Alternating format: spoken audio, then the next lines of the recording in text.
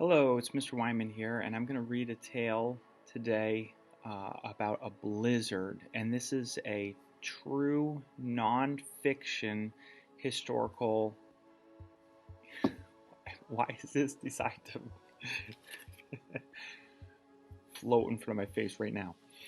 I thought with the impending storm starting, it seems like tomorrow, this would be a great time to read this text. So I'm excited to share with you Lost in the Blizzard. Before I do, I want to tell you that my brother-in-law and sister-in-law used to live in North Dakota. He is in the Air Force and was stationed at a base up there, and they told me stories about how when they left in the wintertime, when they left to drive anywhere, and there weren't a lot of stores around, so it would be like a little bit of a distance between buildings or houses to get to stores. They always had to make sure that they it's coming back to attack me again. They always had to make sure to have survival equipment in their vehicles in the winter, because if their car broke down, just walking a couple of miles in the winter, they could literally freeze to death. It was that cold, and they had to be very careful to take care of themselves. That being said, lives lost in the storm, fearful results of the Northwest blizzard, the killed and missing in Dakota and other states larger than at first reported. St. Paul, Minnesota, January 14th. The loss of life by the great blizzard of Thursday is shown to have been very great. By far the largest number of casualties being reported from Dakota points. The Evening Dispatch has the following summary of dead and missing, 59 in all, but the list will be largely augmented when the returns are all in. Augmented means adjusted or changed. So, oftentimes in these StoryworksJr magazines, there are there are historical fiction texts where they take an actual event and history, and then they make up a story of kids experiencing it, so that you can get a feel for what it was like in that era, and you can experience some of the actual facts, but it's not as scary because it's a false narrative. Okay, so, or like a made up narrative of other kids experiencing it. This is a real life story. It happened in 1888. On a wild day in January 1888, Walter Allen was one of hundreds of kids who struggled to get home from school, freezing, lost, and fighting for their lives. 8-year-old Walter Allen kicked off his quilt and hopped out of bed on the morning of January 12th, 1888. After 2 weeks of freezing weather, it was almost like spring had arrived in Groton, South Dakota. Walter quickly got dressed and ate breakfast. He kissed his mother goodbye, then he hurried off to his four-room schoolhouse. It was half a mile away. Thousands of children in nearby states also set out for school that morning. Most had been stuck at home during 2 weeks of dangerous cold. It was such a relief to be in the fresh air. I like these think and reads. As you read, pay attention to the order of the events that involve Walter.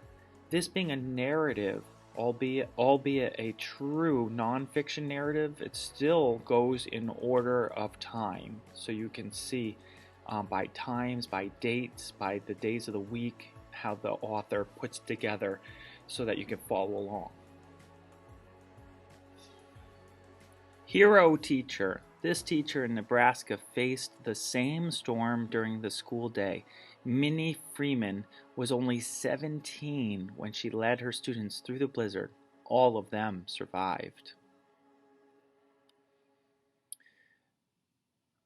But some people were worried about the weather that day.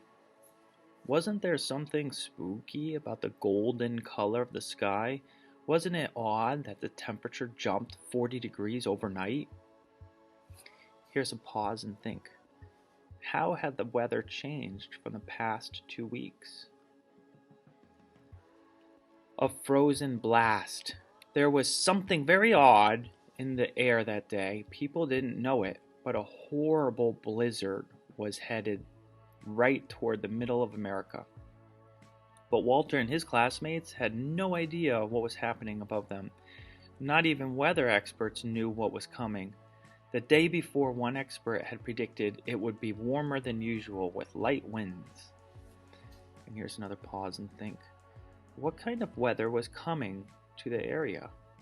And as far as sequence, we're still going in order, but the author did give a hint as to what to expect in the near future, right? Day had turned to night.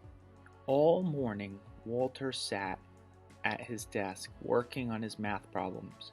After finishing each problem set, he took a tiny perfume bottle from his desk, removed the jewel-like lid, and poured a drop of water onto his writing slate.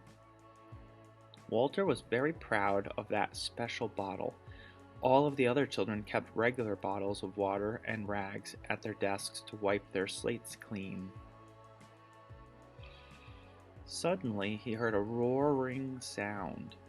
The walls began to shake, and the door rattled. Now I want to pause for a second because you might not find this unusual. We are used to trucks driving by and trains that would create lots of loud noise, maybe even a jet flying overhead. Guess what? In 1888, they didn't have any of that. And that's one of the main reasons why this text has an image like this. Here's a horse over on the side to show you what life was like. Look at their playground. It's just dirt. And this is their whole school. It looks almost like there's grass growing on the roof. So this is not high tech, okay? When the text is talking about a roaring sound, should cause you to think, oh my goodness, these kids, the characters from this story, the real life characters, are experiencing something very novel, new, interesting, or unique and scary. The walls began to shake and the door rattled. Some of the younger children began to cry. Walter rushed to the window and couldn't believe what he saw. It was like day had turned to night. Walter could barely see out the window. Sheets of snow and ice pounded the school. Soon the men of Groton brought 5 huge horse-drawn sleds to the school, ready to bring everyone home. Walter's sled was creeping slowly away from the school when he remembered his perfume bottle. Walter jumped down from the sled and hurried back into the school to grab it. Nobody noticed that Walter had hopped off the sled. When he came back outside, the sleds had vanished, swallowed by the darkness. Walter tried to run into the street, but the wind knocked him over. Snow and ice flew around his body like attacking bees. There's a pretty awesome simile. Like attacking bees. Snow blew up his nose into his eyes and down the collar of his shirt. His face became covered with ice, and his eyes were soon sealed shut by his frozen tears. He curled himself into a ball, too tired to move. Here's a pause and think. Why did Walter go back into the schoolhouse? I'm seeing lots and lots of cause and effect here, in addition to the sequence structure of the text. There's also some problem and solution mixed into this story as well. Stormy states. This is the part of the U.S. where the blizzard hit. Walter lived in what was then called Dakota Territory. This area is now divided into 2 states, North Dakota and South Dakota. So here's the square of the United States that this square represents. So this would be Dakota territory, and now it's split right in half with a North Dakota and a South Dakota. And this is Canada, so this is a northern part of the United States. Rescue mission. When Walter's father, W.C., discovered that his youngest son hadn't come home, he and some other men headed back to the school. They were risking their lives. Walter's 18-year-old brother, Will, refused to stay behind. He joined the men, but Walter was nowhere to be found. W.C. became so upset that the men had to carry him back to the sled. Somehow, in the sadness and confusion, they left without Will.